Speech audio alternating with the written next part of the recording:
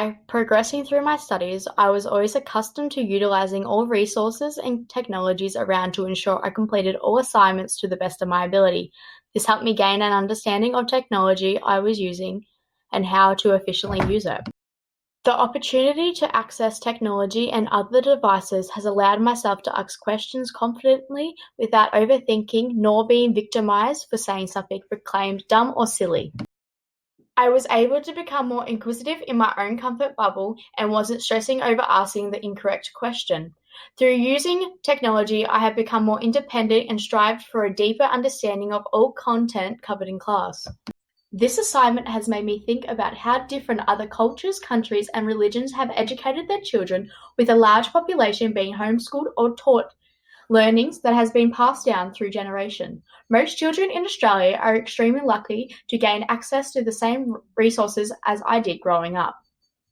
Whilst other diverse groups in other countries or some in remote areas in Australia aren't able to have the same accessibilities to which I had growing up, such as resources for education, I was considered very lucky to have what is considered a privileged education, which has highly impacted my identity characteristics, as I once was a shy, awkward individual to one that has completely blossomed into an extremely outspoken, confident, and inquisitive nature.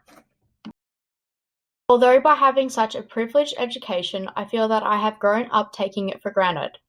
It has influenced myself to become more naive to the less privileged and not take into consideration other people whom are not as fortunate as myself. Equity in school is shown upon the allocation of schooling opportunity and resources. Should students who come from less get more opportunities so they are able to catch up to other students? That's the true question of equity.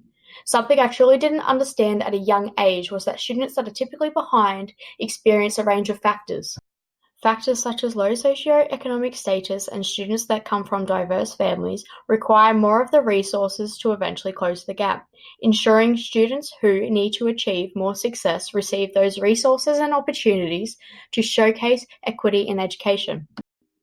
This was discussed in depth throughout my interview and as well as witnessing it firsthand throughout my schooling career.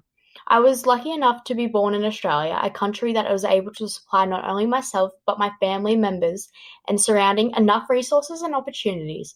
I have been fortunate enough to grow up in the same community as my dad, even attend. For 20 years I have lived in the same house. That is why the consideration of constantly moving houses and towns throughout the school years was a different learning curve for myself.